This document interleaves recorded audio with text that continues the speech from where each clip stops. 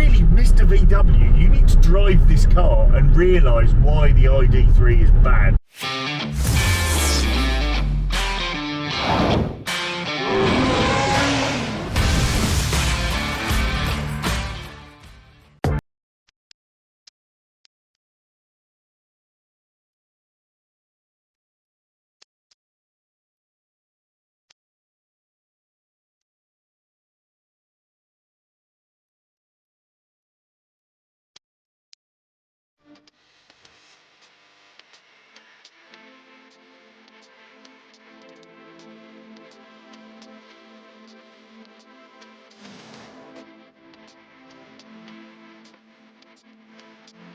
We're in a MG ZS. This one's 70 plate. This is actually an ex-demonstrator, or a demonstrator. They've currently got this up with not very many miles on it for 21,900, which is for an EV is a bargain. So unless it's awful, it's an absolute bargain. I do have some observations about it. It's obviously built to a price. Obviously owned by SAIC, big Chinese car manufacturer, but you can understand immediately driving this why their sales are so good and why they're challenging the sort of mainstream manufacturers. But pulling away, it's very normal. It's very. It feels like it actually just feels like an automatic car. There's a bit of motor whine, which is probably more than other cars we've been in, but it's reasonably comfortable. What do you think, sensitive Tom? My opinion on it just feels like an average car. So like, say we got out your car to get to the dealership and to get into this one, it doesn't feel like that much different other than the car brand, of course. So like the seats are like the same sort of quality, the handling, the sound of it still sounds the same. I think for the way EVs go, this would probably be quite an easy transition for people. There's no glaring screen that like really takes up a massive chunk of the dashboard, which you found in a lot of other EVs. It's just sort of like what you would find in modern cars already, where you just have that sort of like on-screen navigation and not something like a huge iPad here, if that makes sense. So what are you basically saying, that if you put an old Git in an EV, yeah, right? Yeah, they would immediately. That's a great way of putting it. Yeah. So if you put an old Git that is a bit scared of, a bit of a technophobe, you put them in this car, I think they would recognise what it is already. Genuinely, I think if you put my mum in it, she wouldn't go. She's 85. She wouldn't go. Ah, what have I got into? Yeah. I've got into a spaceship. Yeah. If you charged it for them and just said, "Oh, I've got to put fuel in it for your weekly shopping," they'll be like, "Okay." They would have no idea. They'll be like, "Oh, it's very quiet." Yeah, they wouldn't notice the difference. Yeah. I mean, you get the road noise, which is probably the loudest we've had so far.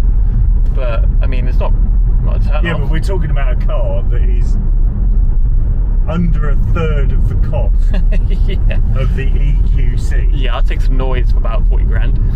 You know, and it's like, I'm talking about a third of the cost. We're not talking about half. Yeah. We're talking about the best part of a third, and that is really something. So, does it feel 40 grand less? No, it doesn't. No. Genuinely, it doesn't. Yeah, you could buy 3 of these for one EQC. Yeah. 3. That is a lot, isn't that it? is a, you know. One for your son and your grandfather and yourself for the same price as one. It is. And look, it goes well. Look, it goes really nicely. I always said about this car, did I not, that actually the car that I think is going to be surprising was the MG. Yeah. And not for one, just purely because of the expectation level of other cars. You know, if you compare this to, say, the Taycan, they're very different cars. They're in different categories. But actually, it's not like we've moved into the third world, is it? No, not at all. No. It's not like we've got in it and gone, oh my god, this is awful. Yeah. When we were doing the EQA, we were saying this is like, it's a functional, boring, and expensive car. This is a functional, budget, and fine car, you know. So like, for that half the price of the EQA, and it still comes out on top of that, I think it's great.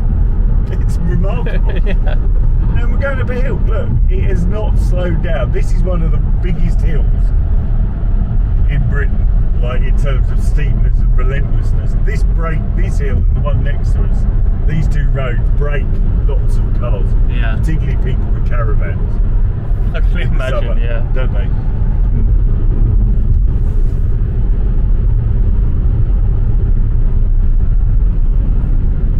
You know, it is a big hill.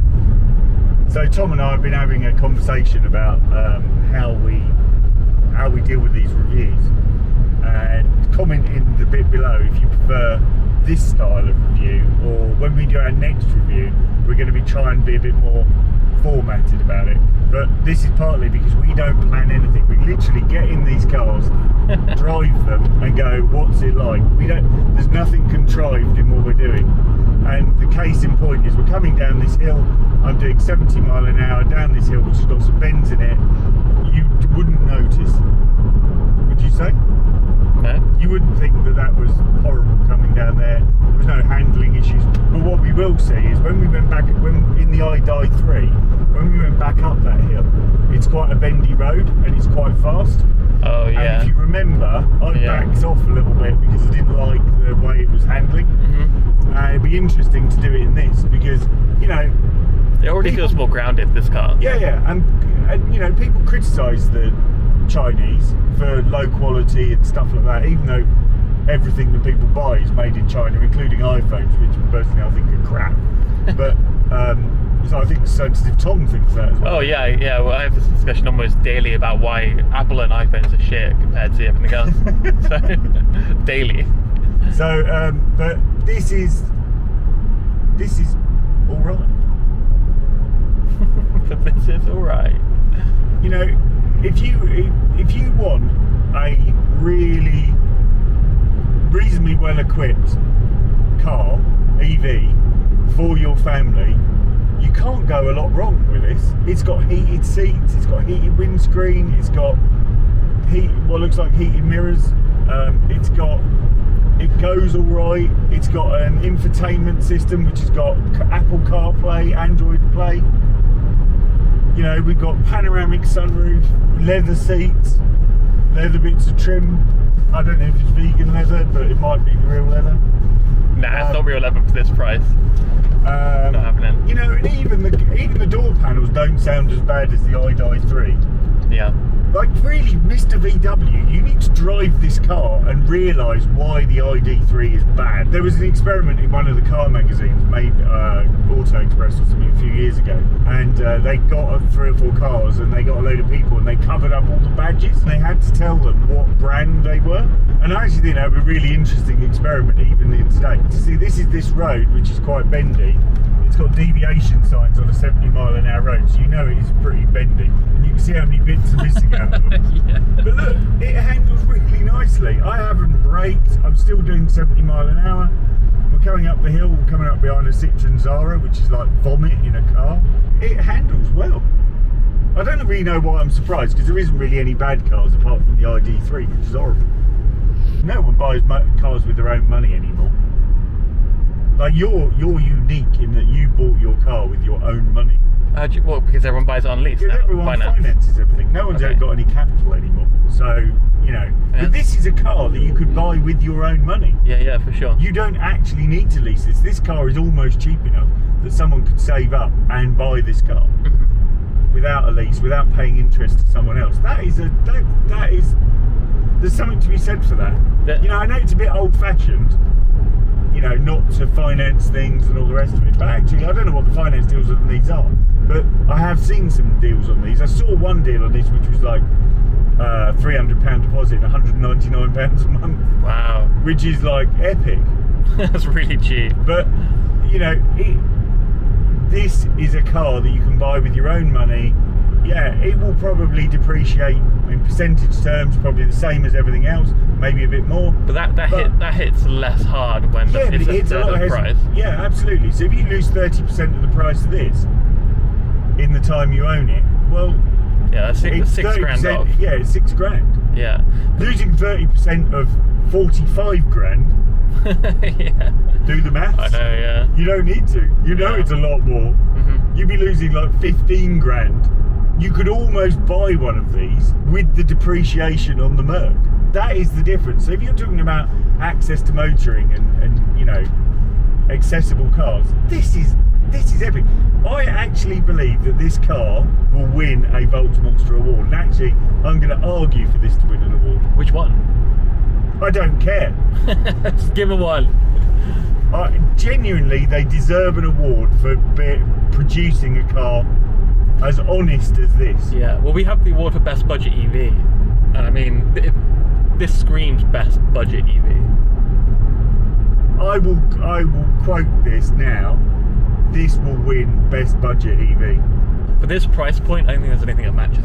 Do you know what? There's an argument to say that this should win best EV. Really? Okay, Yeah. so that is debatable. Well, no. But like, you've got to judge best in a different way. Yeah, not only by the horsepower and the pull, but like the whole spectrum, right? Yeah, you know, like, this is a well sorted, comfortable. Look, I like it, and I said before in this video that actually it's all right. The more I'm in this, the more I like it, and the reason it can be best EV is its pricing is you don't feel like you've been robbed. Yeah. This is not a bad place to be. You know, you're both cuddling Mr. Polar Bear and, you know, driving a car. No one's going to have an opinion about this. No one's going to go, oh, why did you buy a Renault? That literally means this. There is a Renault arse in front of me. But no one's going to go, why did you buy that? And you go, well, because it was 20 grand. Yeah, why wouldn't you? Why wouldn't you? Yeah. You know, this definitely feels like a car you'd get as a company car. Like, your company is like supporting like the zero carbon sort of. Think of it like this: if you were a big estate agency group, right? Yeah. And your estate agent turned up in this, would you think, what a twat? No, it looks like a big old black car. I mean, it looks quite fancy. I mean, it's not that far off what the looks of like an EQA you can see it. So I know I keep comparing it to it, Yeah, but it's really not far off. It's a genuine comparison. Yeah. You know, you're not a petrol head, are you? No. Right? You would literally drive. You are like... I'm like the everyman car driver. Like, just don't know too much about it. I like cars. I like driving them. I've always owned a car since I was 19. But like, if you asked me some finer details, I couldn't tell you. No, but you know, we talk about communism in a car because communism, most of it is crap, right? Oh yeah. But actually, this is actually not communism. This is equitable. It's that balance between cost, quality, accessibility, and there is really a lot of value in that. You know, it's not, look at me, it's not, oh, I've stapled my bank statement to the garden fence. I know, yeah. You know, it's not, you know, it's a really equitable place to be. It's kind of where Ford was in the 70s and 80s, the everyman car. And actually, I don't think anyone would think ill of you for driving this car. So, welcome to the 9 o'clock news. Our final impressions of the MG ZS is it's a thoroughly good car. For half the amount of money at any other brand, it's borderline epic, and I think it's going to win an award.